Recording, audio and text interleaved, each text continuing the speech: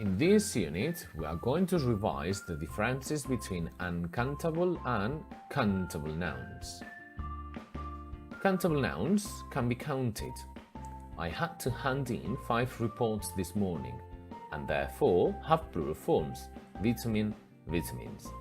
These nouns can be preceded by are on, an apple a day keeps the doctor away, and can take a singular or plural verb. My books are in my bag, which is at home.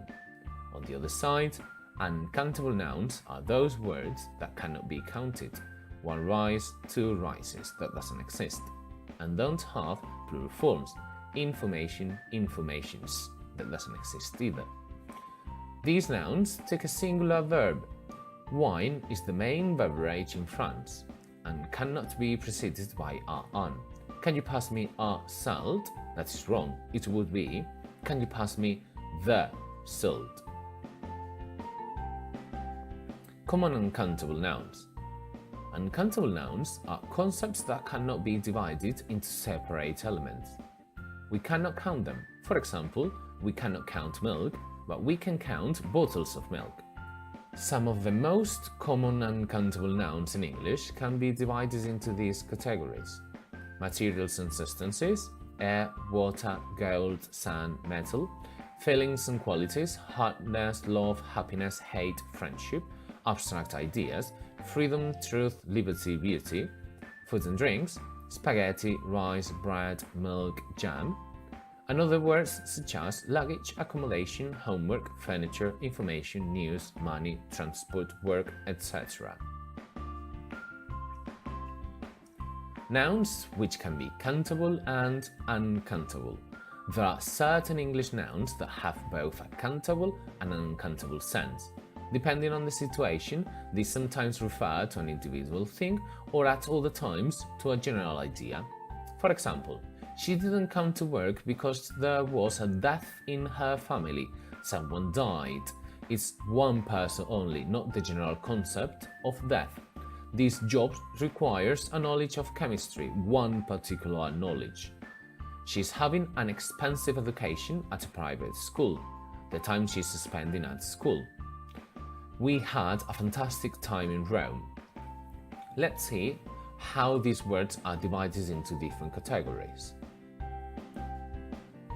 Food items, such as meat, dairy products, and fruit. For example, we can find a chicken on a farm, but we eat chicken. We say that the lemon is a fruit, not a vegetable, but we like fruit for breakfast. Substances that can be made of, like paper, glass, iron, wood, cloth, etc. Can I have a glass of wine? Or this table is made of glass. I read the paper, referring to a newspaper, every morning. Or we need some paper for the printer. He bought a new iron. Or that door is made of iron. When we want to express varieties of particular things like wine, meat, country, etc. Do you want some wine? This is an excellent wine. Vegetarians don't eat meat. There are different meats in the market.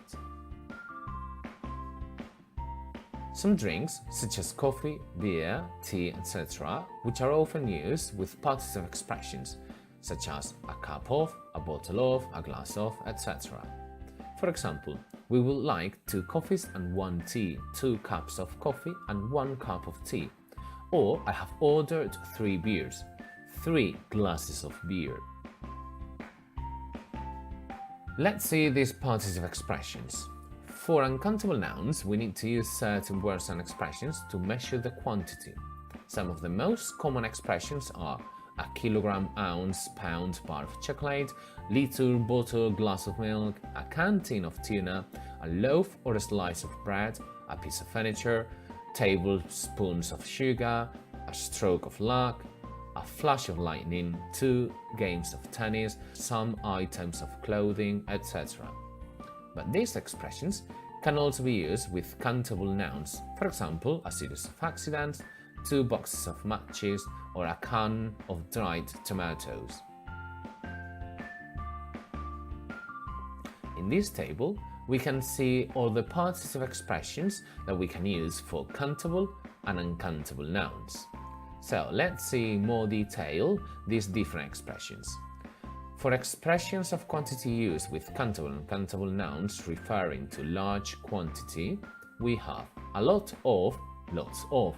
A lot of, lots of are followed by plural countable and uncountable nouns. For example, I have lots of, a lot of homework to do, uncountable.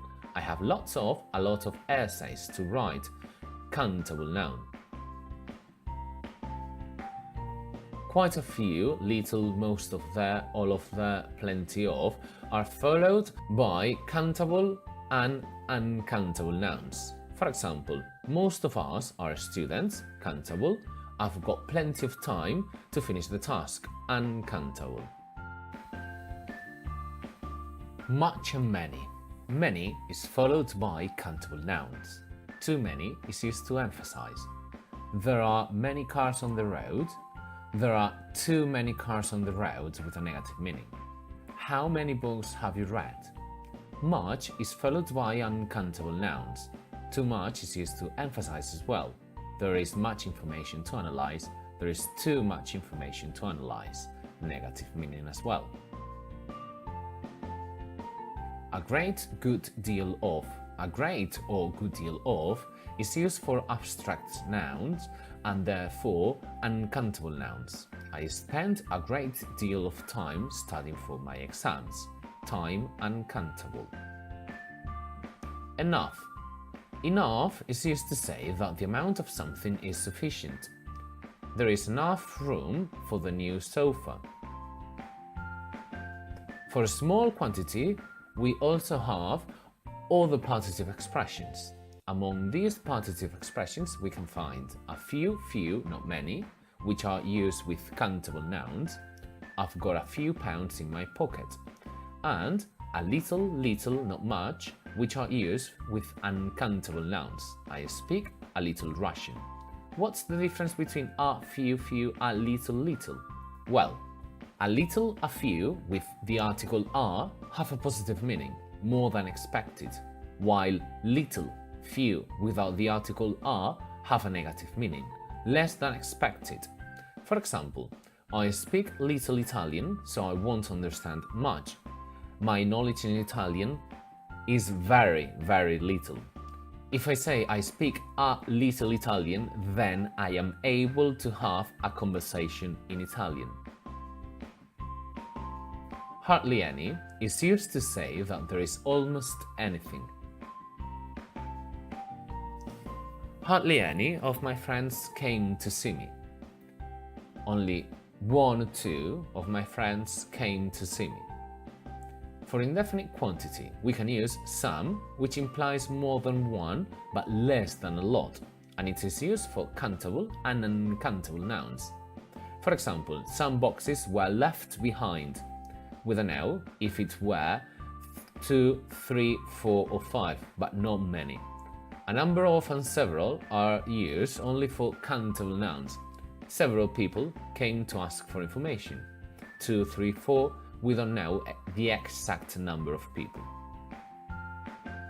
Zero quantity. No, any, none, and lack of are used to say that there is nothing of the thing mentioned. For example, there is no hope for humankind. None whatsoever, nothing, zero. I didn't see any of you at the party. No one came to the party, not even one. Well, we hope you enjoyed and understood the differences between countable and uncountable nouns.